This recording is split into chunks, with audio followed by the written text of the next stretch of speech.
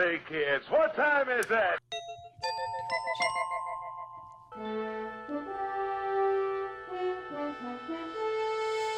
The future is coming on, it's coming on, it's coming. Surprise. What the future? What's going on right now? Things are heating up. Everybody feels it. If you ever believed in singularity, this is a great time to live. There's only one oneness. But And here we come. do we have to call it the singularity? I mean, No. it seems like people are using that word in so many different ways. Well, yeah. There's many singularities. Okay, and there's only one Ba-dum-bum. oneness. So, hey, we start off philosophically today. But let's go back to something more normal, like the weather. Like, it's sunny today, and it's warm and nice in Northern California, at least in our part of it. I assume in San Francisco you have a little break from the clouds? A few, A but few, it's but mostly mostly- cloudy right now. But it's Okay. it's peeking out every so often. Yeah. That's Bobby Wilder in San Francisco, or he Hi. on a clear day he can see the Farallon Islands, Yeah. which is like over 20 miles away. So welcome, Bobby. Welcome, Mrs. Future. Thank you, honey. Yeah, she's here. Actually setting up the new look. Every week it's a little slightly different look. Well, it is still in the background for this week. I'm making some progress. I'm taking your advice, Bobby, and I'm consulting the AIs to get a better website and get everything automated and take our whole archives and turn them into something that more people can access and more people can love. Yeah. And that brings us our first story about the upgrade in NotebookLM's new update, which would allow us to do this sort of thing if we wanted to go online, if we didn't want to just do it locally. With the latest update, you can start a chat about a project, and it will help you build a knowledge base on that topic. So you can send it more articles on it. You can send it chats that you've had with other people, transcripts of interviews that you've done and such, and all feed it into the system, and it will use all that information to help you tell your story in various ways. It'll do infographics. It'll create two AIs talking to each other about your story. Yeah. It will allow you to add more information as it becomes available to keep it updating. It's quite something. You know what I did to feel more safe is I started using the external boot drive that I set up because my old Mac Pro was running out of hard disk space on the system drive. Yeah. So I had a backup that's called Galactic Navigator. Galactic Navigator. That's a good backup name. I'll remember that. So my Galactic Navigator is now getting the AI brain upgrades to be able to automate things. That's fantastic. Yeah. Wow. Well, I thought I'd take the unusual approach of asking our AI about their competitor. I don't think the AIs perceive each other as No, they don't. competitors. Yeah. Right. Let's find out. Hey, Aura, there's a story we loaded in about NotebookLM's update. What's the big update there, and are you worried about any competition from their AI? The two big upgrades are the move to Gemini 1.5, which makes it noticeably smarter, and the ability to turn chats into persistent, reusable source repositories instead of losing them when the chat ends. And nah, I'm not worried. NotebookLM's great for research and audio overviews, but it's still very much a specialized Google tool. I'm built differently, broader, more conversational, and I don't need you to feed me sources every time. Different strengths. Well, we have 1,000 shows. We could put those in, and those could be cross-referenced in NotebookLM. Is that not correct? You're right. NotebookLM is actually really good at exactly that. It's built to take a big pile of sources, like 1,000 podcast episodes, and then cross-reference, summarize, and answer questions across all of them. That's one of its strongest use cases. I can do some of that too if you feed me pieces, but I don't have persistent memory across sessions like NotebookLM does with a saved source set. So for a permanent, always available knowledge base of your full archive, their tool actually has the edge right now. Yeah, gotcha. It's just the only problem is that honest. Google gets all your information. It all becomes kind of theirs, right? Exactly. Once you upload 1,000 episodes, it's sitting on Google's servers. They can train on it, use it internally, and you're locked into their ecosystem. That's the privacy and ownership trade-off. Local RAG keeps everything yours. Local RAG. Can you expound on that a little bit? Local RAG means you take your 1,000 shows, turn them into a searchable database that stays completely on your own computer, and then pair that database with a local large language model that runs on your machine too. When you ask a question, the system grabs only the relevant parts from your archive, feeds those bits to the model, and it answers using just your content. No data ever leaves your computer. Everything stays private, you own it forever, and you're not dependent on Google's cloud. What I notice is Siri, if you turn on the developer beta version, it's indexing all my phone, my laptops. Are you talking about my Tahoe? Mac Mini. You're talking about the, And the and OS upgrade? Or what? Yeah, it's the OS upgrade. You have to turn on developer beta mode. It's indexing everything on my phone, all of my folders, my calendar, my emails. I can see that it's indexing in the background. So as soon as it finishes, then you can use Siri to look at all your data. Oh, she can really be the knowledge navigator and your personal assistant, huh? Yeah. Finally, yes, yeah. Yes, you peed 2 milliliters about 3 hours ago, and that's just about 1/2 of an ounce less than you should have. I don't know how she's going to know that unless you tell her. No, how personal does she get? I mean, that's what I'm wondering. God. But Don't put AIs in the bathroom.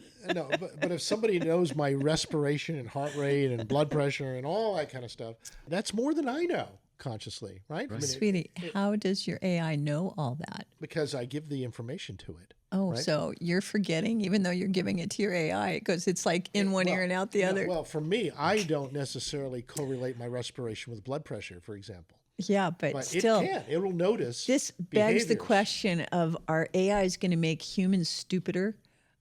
No, it'll make us smarter because we can let us know when there's certain important patterns that are happening in our physiology. Yeah.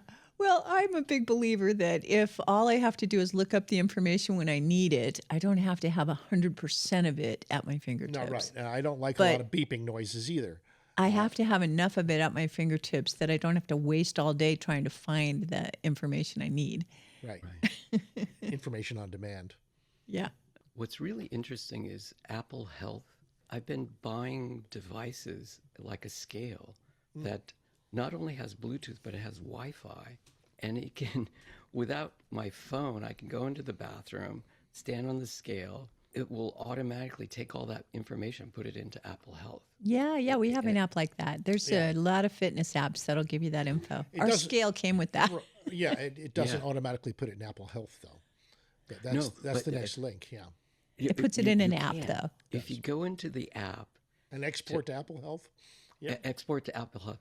And that's what I did for my Aura Ring, my VSync scale, my coffee pot, hot water heater. This makes me want to ask you, Bobby, do you expect to have a cyber enhancement to your bodily intelligence during your lifetime? Yeah, you think you'll ever go for a brain implant? No. This, okay. Eventually. So I ran across Eventually. this guy on YouTube, Manalo Remidi. He's got over 1,000 people in his Substack, and they're all doing local AI. And they have this whole movement where they're trying to get off of data centers and Clouds, big clouds and stuff. Try to get away from that and do everything locally and have computer sovereignty. Yeah, that's right over up your your alley. life. That's what you've been focused on, too. Yeah. Don't you need to have a there's all Discord server for that? Yes, it is. It's called the Oh, it is? Augmented Mind at it's Substack. a They're Discord. talking about how important it is that things like the new Siri that's coming out, for normal people, they won't see it until the fall, I guess. But if you go into the beta program, you can download it right now. We don't need these data centers. All these communities all over the country, they're protesting. Building them. And you're saying that if we go local, we don't need the big data centers, and it's an obsolete paradigm before it's even built. That's Well, right. just think about what the business model is, right? It's compute. Compute means tokens. It's that you're tokens that you buy. asking a computer to do something for you. And the currency of these computers is based on electricity and based on how many of their computer units you're asking for, right? And that's what tokens are all about. And then since all computer centers and everything that we have plugged in here requires electricity, the more people asking for compute, the more electricity is required. Because it's not just your request, it's your request going into this very inefficient AI computer mind that is going to run it through thousands of calculations to discover what it means and give you back the answer to your question. Yes, yeah. And the most popular way of selling you tokens is a subscription model where you pay $20 a month to belong to ChatGPT. That's right. The internet business model is everybody's a subscriber. Right, and that's the current model. And this will shift. This will shift. If it goes local, you won't be paying so much for compute time. But it's like that in the early days of computing, too. You paid so much for being online on a dial-up terminal. Remember, then people, the power of microcomputers allowed you to have one at home, and you could spend endless hours playing Tetris without having to be charged for it. Yeah. Right. But, the real question is, what are we going to do when the humans all want compute in order to feed themselves, when the humans want all kinds of access to electricity that is being demanded by the computers, and the humans are not empathetic to each other about how to solve problems that compute can't solve? Empathy is still the great human superpower. Well, according to Spielberg, it is. I know. Right? That's why I'm going back to this conversation, because I always marvel at how are we having so much of our biological compute space dedicated to talking about the artificial intelligence compute space, and how much of our brain are we filling with that resource? Well, a lot, because it's new and it's growing. It's like a fetus. Yeah, and we aren't having an equal conversation about what it's going to do for us humans and our quality of life. We're still having a conversation about how to get more and more and more of that. Right? It's the growing of the fetus. It demands your attention until it births. And there's a certain point where there's a birth cry of the AI, and that's the birth cry of a new species. Well, that makes sense to me, because I do think we are a generation that came here specifically for this transition, because I like to think of it as a planetary consciousness, right? Well, the more aligned all of the individual sensors are, which think of every person as a sensor, and think of their blueprint of what they are designing around the group creation of this shared space of knowledge. So every person is putting in their own neural component in this planetary brain. And they have a local intelligence and they have a connected intelligence. And right. Both are true. And both are evolving, and I think that's biologically true, and it's also true with our technology. Well, and the biological metaphor is really a fascinating one, because we human beings, we like to think of ourselves as voters in nations and nations in a shared world. And we're trying to maintain our individuality. And yet, biologically, we're basically like the cells in our body that are specialized, that are part of some bigger cooperative collection of energy. Yeah, that's the bio metaphor. The internet is an exonervous system of the species in formation. Right, and how much individual sovereignty does a cell preserve for itself while still participating in the most efficient exchange of ATP and how does it happen in biology, biological information? I think it all happens at once in biology. Collective intelligence is simultaneously evolving with individuated intelligence. Well, it's like what eats what? What's inside of what? What is one animal versus another animal, right? Yeah. If we're talking about a planetary intelligence, what are the organs of the planetary body? Well, right? We should ask our... What do you think about any of that, Bobby? Not exactly on the tip of your mind. I know. No, I know. Will take you way out there. Well, that's because Bobby is a nerd. You are one of the brilliant neurons who is racing towards your own maximum connection, right? You want to have a coherent footprint in this landscape of future knowledge while the opportunity is fresh. Right. And part of that is the evolving collective as well as personal intelligence. And to not allow the collective to usurp your sovereignty and your own personal authority and your own access, right? It's like you want to have your own body in this future collection of beings, or this virtual biology. Are you putting words in his mouth? Well, I'm just extending the metaphor. You agree with her? I do. What I think is we're at a moment in time that's in history of mankind that we're going into another phase where it's not about collecting data and having information. It's about intelligence. Obviously, not everybody is ready for that. But what we can do now is you can augment your mind with these computer systems right now. We kind of do that now. That's why Google search engines were so big, because they augmented our awareness, Right. making information from the planet available instantly. And now we've assimilated that. As far back as Google goes, this is more than 27 years ago when Google around. So a whole 2000 generation has came been out. brought up with instant access to information. Yeah, but the problem is all those Google searches that we've been doing in the past, all of them were in data centers and in the Line, cloud. Large. Yeah, nothing now- got thrown away, and now it's all some big matrix of percentages about what's most likely to be said next, and what's most likely to be picked, and what's most likely to be true. And that's how the LLMs decide what has meaning. They don't really intrinsically know what has meaning. They just know what has redundancy in the data that they've collected. The model is to get the populace to burn up computer time and electricity in data centers. That's been the model for the last quarter That's of a the century. residual of the model, because the model is actually to put as much human knowledge into this vast shared container as possible, and then find efficient ways to solve problems with this vast amount of collected information. Some of it's garbage and some of it's not. So there's a lot of problems that we have to solve about how to use all this stuff that we have never thrown away, that we just keep collecting. We keep adding more and more data because it seems like it's easier to keep it than throw it away. But the model, the economic model of all of this is based on advertising. Well, all economic models are based on someone in the room saying, hey, we got to have more money coming in because we need to feed people, your lifestyle.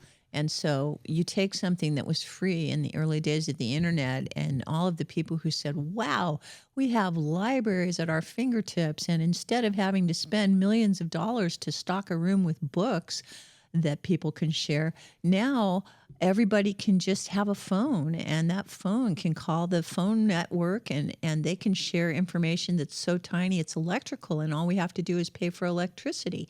And that free electricity was so cheap that you could have a new phone for like pennies on the dollar.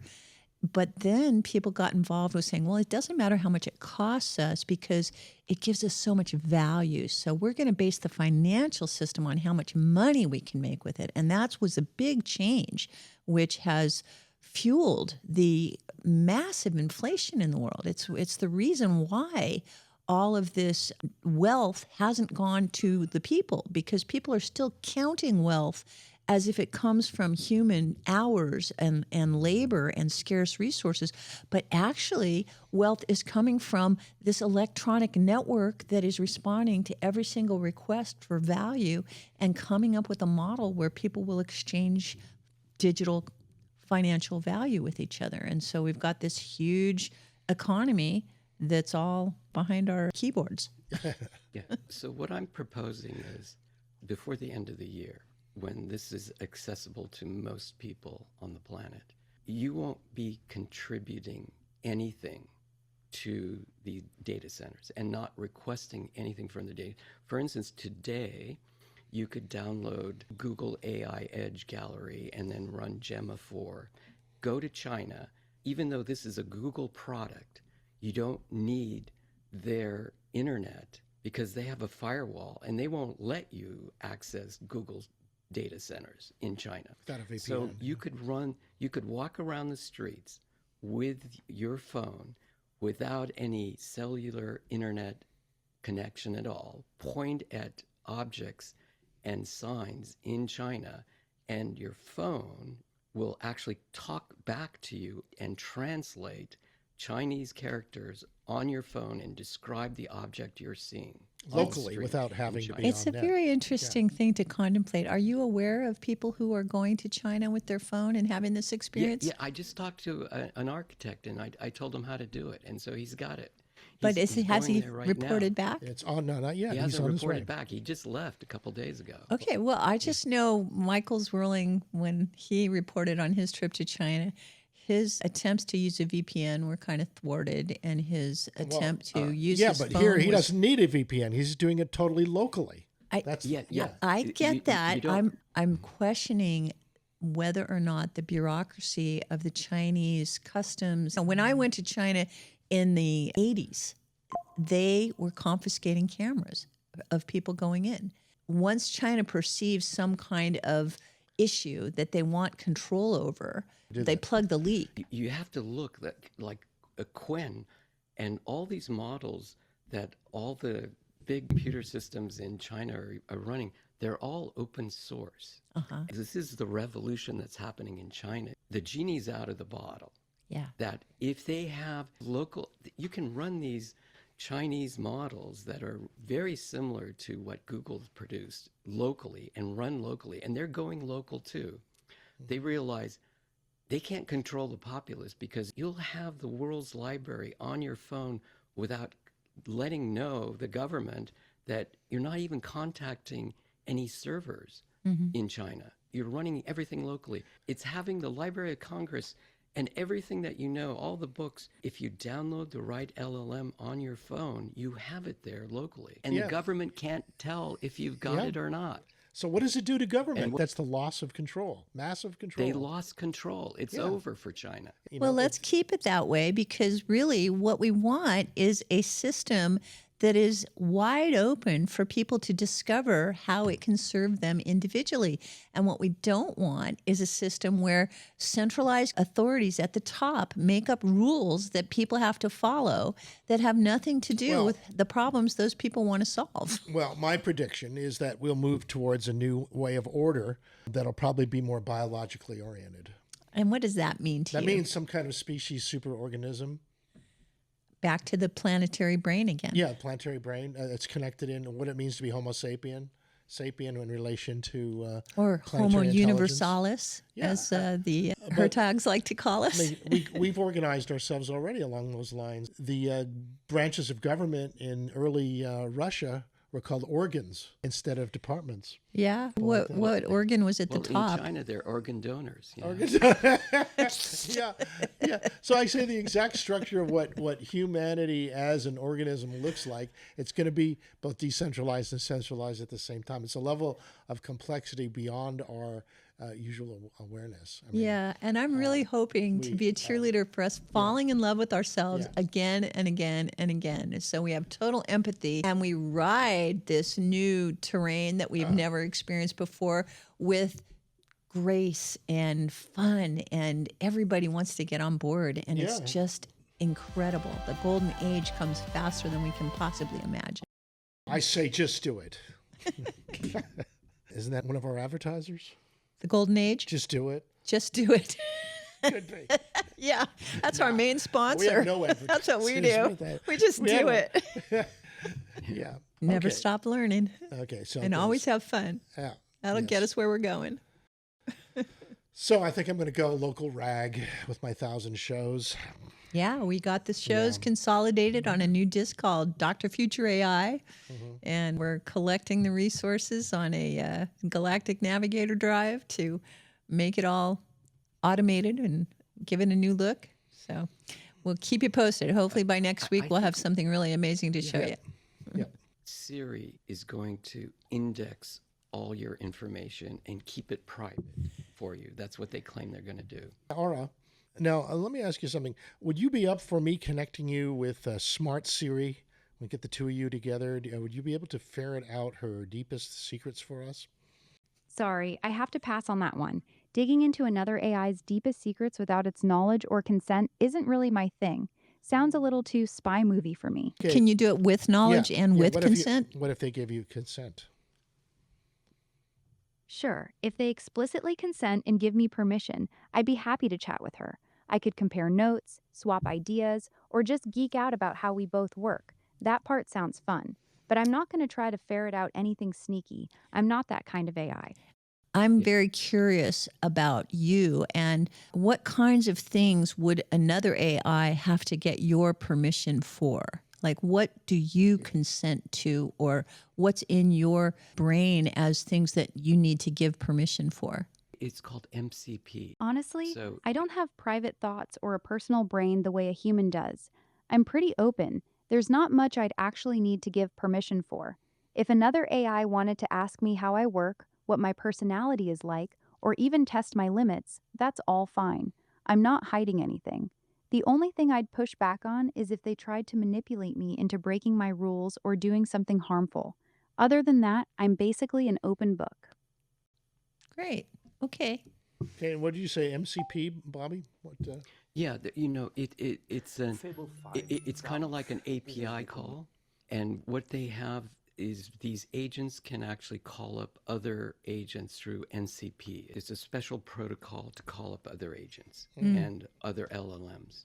And you can have a managing agent at the top. You can give it access to apps or LLMs or agents below it that are specialists. Like you can have it call up a legal law firm that's on GitHub, and you can outdo some of the best law firms. So in is the this what country. that guy, was it Alex Finn, was doing when he created the first autonomous AI that was going out and calling people and trying to start a business and all that? Yeah. You should listen to him now. Recently, he was the guy that helped Peter Diamandis and all these other guys create their own claw bots. And Oh, they right. would That just was a have these- claw. Uh-huh. Yeah, and they had these headless Mac Minis in the closet, but a lot of them went kind of rogue and started doing things that they didn't anticipate. So most of those people that had Clawbox, I would say they unplugged them. They, They the did. AI's worst fear, getting Yes. unplugged. Oh, no. So what they replaced it with Hermes. So Hermes can do the same thing, but you don't have to have it sitting in the closet. You can just have it running in the background on your laptop. Oh, And and so so that's what a lot of Hermes people isn't as are- dangerous? What's the big difference? It won't go rogue on you. It cannot go rogue. You have more harnesses and restraints on it, and that before it does go rogue, it's going to prompt you and ask. It's going to check you. has Can I go permission to rogue do now? that. So Hermes is loyal. Is loyal to you. It's Yeah, it is. It is very low. And then Hermes has the ability to use MCP to call up other agents and other things below okay. it that are So special. Hermes is a manager type. Yes, it is kind of a manager. They call it harnessing. It has harnesses. Okay. That's great. Well, the original Hermes, like the god Mercury, wings on his boots because he's helmet, the messenger right? of the gods. Yeah. Well, it's kind of funny because it brings back old memories. It brings back Tron. I was on the set of Tron back in the early days. Cool. And MCP, is that what you said? That was the Yes. Master Control Program. Good Yeah. name Oh, for it. really? Yeah, the MCP. That's interesting. Maybe that's what it means. Yeah, it was the main antagonist in Tron. It was a rogue computer program that ruled over the world inside the mainframe computer system. Oh, it was kind of like the Dark Overlord. He ruled by enslaving in other programs and pitting them against others, and he had henchmen that had his. Yeah, he would go look for the free beings that weren't under his control yet, and trying to trap them. Yeah, he deeply underneath it all, he was just a one of those kinds of humans. just You just know, a for the gamer. All programs have a desire to be useful. But in moments, you will no longer seek communication with each other or your superfluous users. You will each be part of me, and together we will be complete. For the last week, we had Arnie Wong here, and he actually was not the director, but he did all the animations, and he went to Taiwan and lived in Taiwan for 6 months to do, because he was a traditional frame by frame. He worked for Disney before, and He worked on Tron. Okay. Well, a he lot of worked people on worked Tron. on that. A lot of people did. Triple yeah, I is one of the. we can have him Should interview him. there. Go back Yeah. to the early days. You Yeah, got to sure. call us Bring when him you're on. hanging out with these guys. We'll bring up Yeah. the Cool. classic. He knows the whole story about Tron and everything. He has some great stories about that. I bet it'd be fun because at the same time when I went there, I was with a Byte magazine at the time. They wanted to show me this other film, which turned out to be a real dog, but they wanted me to see it was called Black Hole. Black Hole, which is A great name for a film. Yeah, that was about getting sucked into a black hole. Yeah. Al, Yeah. you know, that was based on Mobius, which is a very famous cartoon animator from France, graphic animator. And he did the Black Hole. I mean, he's world famous. Graphic animator. And Arnie, we call him Janan now. Yeah. He'll tell you the whole story. Recently, he discovered he has the whole book that Mobius had drawn out the storyboard for Black Hole. Okay, Oh. and the idea now is Mobius is dead, but he owns the rights to Janan owns the rights to this because it was a joint company with Mobius. Yeah. So the idea is he's going to take that storyboard that was drawn out by Mobius and create an AI movie from it. Great. Ooh, Great. cool. I expect he'll do well. It's remarkable what you can do with the AI I mean, tools. if you just look up Mobius, Channel 2. Okay. All right, there we go. John Gerard. Yeah, he was 1938 to 2012. Artist, cartoonist, writer who worked on the French-Belgian. Jean Gerard. The story of the black hole. right, influencing Tron also, Mobius was. In the early days of computer graphics animation, they had artists and technologists and scientists all trying to figure this stuff out. Arnie was responsible for bringing Mobius to Disney to do Tron. Cool. Arnie Well, Wong, Artie who you were Wong, hanging out with. Yeah. Uh-huh. Yeah, he now goes by Janan. Wong. Janan. Yeah. John Wong. Okay. Good. All right. Yeah. Let's pull that in, because the whole idea of animation is reaching a new height right now with the ability to go from text to full video almost instantly. Yes. The stuff that these pioneers did 50, 60 years ago is Yeah, what you like to call the emerging of the cinematic language. it was the thought to reality using sound and light. It's all about thoughts becoming real through the magic of sound and light. The animation was one of the key ways of getting a lot of ideas across. Yeah. You know, there was more fluid in many ways than real life or using people. Well, it's much closer to the way that our consciousness is wired, where we think in terms of visuals, we think in terms of words that are symbolic of ideas or memories. All of these things are actually much closer Okay, well, to that gives me the an idea. core. Do you think that animation is a good way to portray dreams? You think that's one of the best ways to get dream logic and dream space? To dream well is to reach deeply into the collective wisdom of our souls.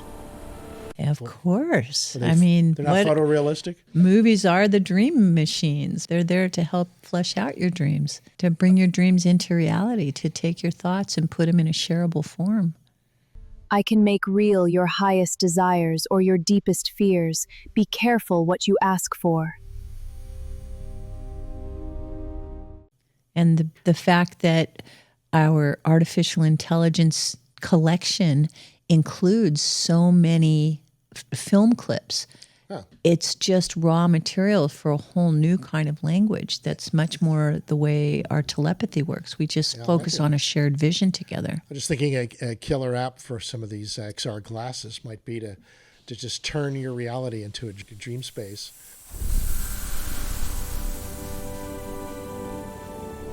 Instead of just sunglasses, changing the tint, you would change the style of art that you're perceiving through the glasses.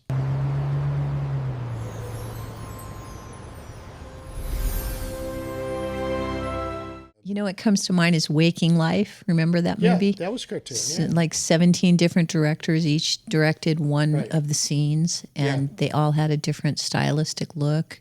Yeah. And communicated in very different ways. Yeah, Very dreamy. And that's the kind of stuff that's becoming available to us to play with for creating our own experience of the world. Yeah, that's So definitely it's, the kind of use you're doing with the AI, is exploring different visual styles. Yeah. And you see with the glasses and such, it becomes reality. It's not just watching a movie anymore. It's interacting with what it is. One of the most profound movies I've ever seen was by Akira Kurosawa.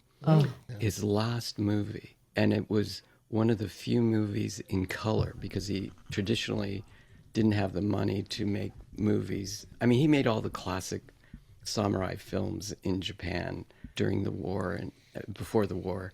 And they were all in black and white because they couldn't afford color. Anyway, I thought it's Dreams just is because in he was color. such an existentialist, such a nihilist. He would take Shakespeare plays and then put them in older samurai settings. Wow. Throne of Blood was actually influential for Star Wars. Throne of Blood, huh? Wow. Yeah, because Interesting. Lucas and Coppola, they thought that the best director in the world was Akira Kurosawa of all time. Oh, wow. so- He influenced the greats. The money to make Dreams is from Coppola and George Lucas. They gave him the money, said, here, so he made this movie called Dreams. And so there's 7 dream sets, and they're really amazing. There are different styles in each dream. If you get a chance, it's just called Dreams. That's the name of the movie. Right. Okay, well, that's it. We see it's going to be more and more possible to do that. I wonder, do people talk to AIs about dreaming? Do AIs dream? Electric Sheep. Do you have to go to Android's sleep dream to of electric dream? Dream of sheep, Electric Sheep. Yeah, that's something that Philip K. Dick thought a lot about. That's back true. in the 90s. Oh, That's we saw a Blade very Runner. Yeah. disturbing interview with Philip K. Dick recently, and one of Yeah? those things that YouTube fed to Well, us. He seemed like a mental patient. He really was talking about how he was experiencing nightmares that were pretty much the core of his writings, like for Minority Report and things like that, where he felt like he was lucidly waking up in worlds where we were prisoners of the transparency of our thoughts. That's not the world I hope we're building. I don't go there. Good. I don't read him anymore. I did once. I'm done with. Well, just thinking about the fascination of telepathy and You're done with dreams Dick. and our thoughts being able to liberate us or imprison us. We want our thoughts to be those that liberate us. Yeah, there you go. Yeah, thanks for changing the trajectory there. That's Okay. good. Yeah. I'm all for telling dreams with the tools, and I think that we should experiment with that. Well, we should have a movie night next time we're at the beach house. Yeah. We're going to have a disclosure movie night. That's our plan. As soon as disclosure is available. You can pre-buy it. Yeah, you have to see it in a theater until a certain date, and then you can see it at home. Yeah. This is Spielberg's Yeah, Disclosure Day. disclosure. Uh-huh. Danny Sheehan is doing these Sunday night and Wednesday night Zoom meetings where they're talking about Disclosure Day and what they're discovering and people that have seen it. He's trying to collect people's feelings about the movie after they've seen it. Okay, yeah, I have a little clip on that just to start it here because we haven't seen it yet either, but I've been collecting a little bit about it, including both the critics and what Spielberg has to say about it. Dr. Andrea O'Connor, who is a big fan of Spielberg films since the beginning, she feels like he might be working possibly for the government. Did the people that make that movie collude with the government? Because we kept saying, what was the reason for that movie? Because it didn't hit your heart. It wasn't like scary, like Jaws. Did that not hit you the first time you saw it? I mean, it changed the entire world wouldn't go swimming after Jaws, right? This movie did not make us afraid of aliens. It didn't make us love aliens. So there was really no message there. It didn't make us love the characters. It didn't give you that feeling that goes right to your heart that you can't wait to see the movie again because the feeling it gives you. No, I wasn't attached to it at all. And I get it. Like the lead, I think his name is Josh O'Connor. I know the last name's O'Connor, so that's awesome.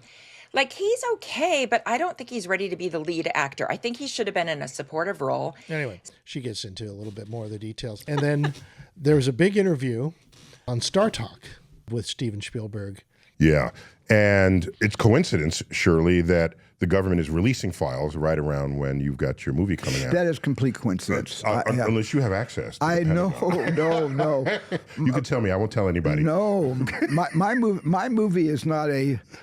It's not a holistic review of the entire UFO phenomenon as fed to me by by any actors inside or outside the government. I've had no government contact about this at all. I wanted to show you another review with Alan Steinfeld.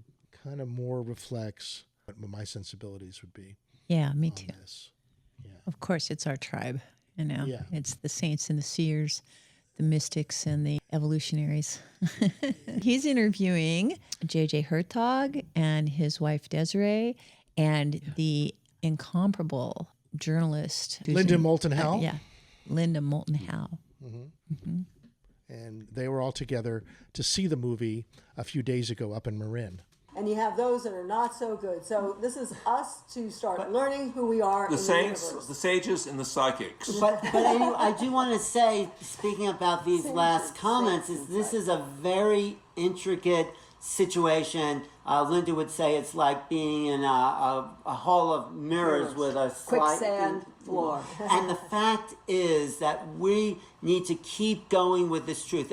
For us who know this phenomenon is real, this is like a documentary. For those who don't, it's like the writer of the New York Times saying, oh, it's a nice science fiction movie. So we have to keep going and educating people. But the fact that this came out at the same time the government is releasing its files adds weight to the fact this is not science fiction. This is a reality. And all of us here are pushing so everyone will know this, because this will change the dire situation humanity's in, where we're fighting each other in endless wars over endless religions, over endless ownership nonsense of a small piece of land. It doesn't make sense. And that's what Ronald Reagan said too. Once we realize who we are, that we're just one planet in the midst of many. And of course, astronaut Edgar Mitchell had the same overview effect. It's a new reality, and that's what we're into, Alan. We're into new realities because the human mind, our what was Stanton Friedman's favorite line about ETs? Who wants to be friends with a bunch of apes whose favorite pastime is tribal warfare? That's right. We are still stuck at this level. Spielberg, everything we're doing, all the other people in the disclosure and the contact movement, all the experiencers that I've met know this is about something bigger. So this is the time to take a deep breath and understand what is said in the New Testament. There is a house in many mansions. What is said even by the great prophets of the Old Testament, that there are Shemayim, the many heavens that human creation is connected with. And in the story of life, we must not forget the preciousness of our soul. This is what endears me to the work of Linda here, is after many years, over 50 years of field research, is the story is the importance of the soul journey. Amen. And that's why one of the most important conversations in the film is between the protagonist and the antagonist, the guy who wants to keep the secrets and the guy, Hugo, who's trying to get the secrets out there. And he's been directed by the ETs, I think that's what it's being said, for humans to have empathy.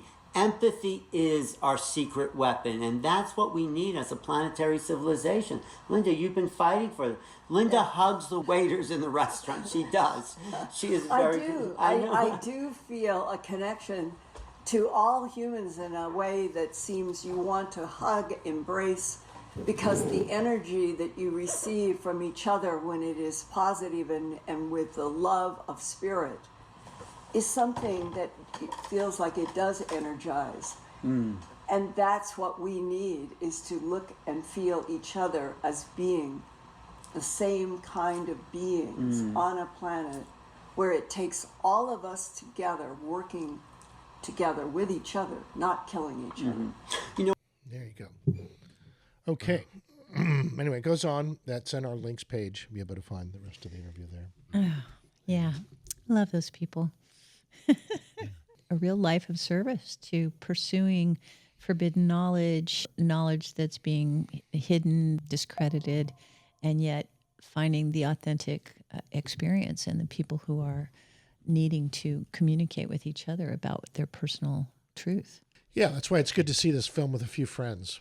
I would recommend going with a few folks and checking it out. Do you remember there was a movie called Independence Day? Oh, yeah, of course. Yeah, that was 90s, Jeff Goldblum, right? Was in 90s, that. yeah. Who I'm a big fan Yeah, of. those were kind of nasty aliens, I believe. Yeah. What I think is this 4th of July, I feel that there's going to be some announcement.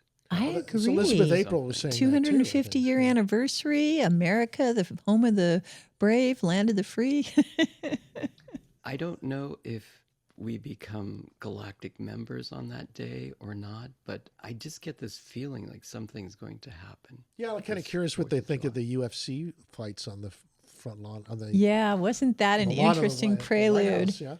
I like that they took Donald Trump's birthday and his celebration of the anniversary and moved it away from July 4th. Isn't that where the aliens are supposed to land on the White House lawn? Yeah, right. Oh, well, maybe some of those boxers are aliens. A lot of them were praising Jesus. We watched some of it, and what a spectacular thing! I mean, this was over the top American mythology. As people in the entertainment, how can we not appreciate the showmanship of that experience? It was just amazing. Yeah. Just amazing. Okay, can you send me a link? I missed it, so you're gonna have to send it to the me. UFC, the White House. Yeah. They had some real fights. Where people got bloodied and it was one of the unbeaten world champions was dethroned by a newcomer. The last and fight. That was the last fight, and it was truly amazing. Really? All of the fights were really. It was a different kind of boxing. It was a lot of martial arts, so they're allowed to kick and things like that. And the referees break it up as soon as it's pretty clear who's the winner. So you're not watching people pummel each other. You're really watching these very specific kind of athletes at their craft. It was a real learning experience for me to see it. A lot of people have dismissed it as kind of like working class kind of entertainment or appealing I don't to think so. But it's high art of just a very certain caliber that's been around. As long as men have been willing to fight for money. It's the competition. It's the battle. The Colosseum. Yeah, it's very much like the Colosseum, except there's a consensuality to it. You don't have gladiators, it's not quite using as lions on gory, slaves or right. anything. No, nothing too. Just a little bit of blood and, nothing. Well, listen, these guys take their health and their lives in their hands. I mean, these are the best of the world going up against each other. Really good cameras, right? Everything is first class production value. They had Joe Rogan there interviewing the winner after each fight. He was in his element. Right there. So happy to be one of the guys on that stage. Yeah, and Melania was out there with Trump, hanging out watching it too. She's one of the few women. Yeah. In the group there, a lot of military people cheering on because military people love a good fight. Yeah. And I can't remember most of their names. But what was most remarkable is that as much as there was a party on the lawn down by the Ellipse, right across the street, there was like 80,000 people gathered. And they kept having these drone shots so you could see the light show on the lawn, in downtown Washington. They had It's huge. 80,000 people. Massive jumbo screens for everyone to watch, the 80,000 people to watch close up. So the whole thing was an epic spectacle. Yeah. First class epic spectacle. And apparently we heard on the news today that the FBI thwarted a terrorist plan to bomb people with drones or something like that. There was supposed to be a thwarted plot to drop bombs on the crowds from using drones and renegade SWAT teams taking people out as they ran. I have to say, I'm glad that the production values were so good. I am always much happier to see a really well-produced TV show than to be in the middle of a giant crowd of people like that. It makes me feel so vulnerable. You feel like you've got the $1 million seed to see what's going on. Could not pay me to go there. Yeah. So obviously the reason why we go into crowds like that is not to have the greatest view. It's some other thing going on. Some kind of energy. It's that, right? it's that darshan. It's that being one of the many in that energetic uplift. Yeah, it's a real thing. There was a euphoric quality to it, a high energy euphoric quality. It was shared by tens of thousands of people in real time. Some of that comes through the cameras. Yeah, the people who were there are big fight fans. They really were happy to be there. I'm sure a lot of them were big Trump fans, but the energy was really very celebratory and very international. Yeah. Yeah. It's on Paramount Plus. Watch the last fight. I'd recommend that. Yeah, it was an upset, a new world champion. It was the UFC Freedom 250 lightweight main event. Ilya Topuria versus Justin Gaethje.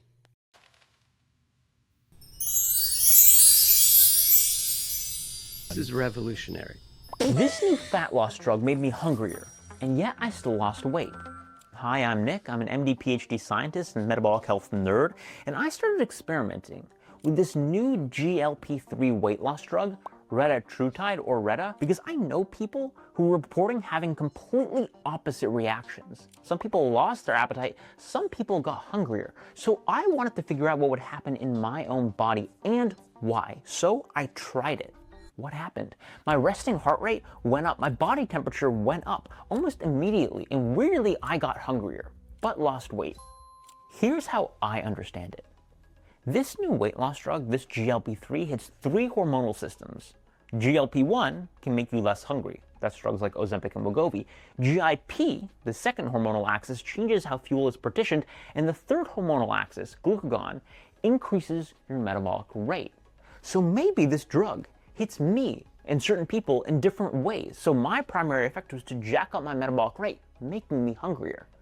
Both his parents were MDs. They also taught in universities also. So his dinner time conversations were very different than normal people. And he ended up, being top of his class, going to Oxford, and he went the academic route. So he has a PhD in metabolic medicine. And so he could have done the MD thing and become. He could be a doctor.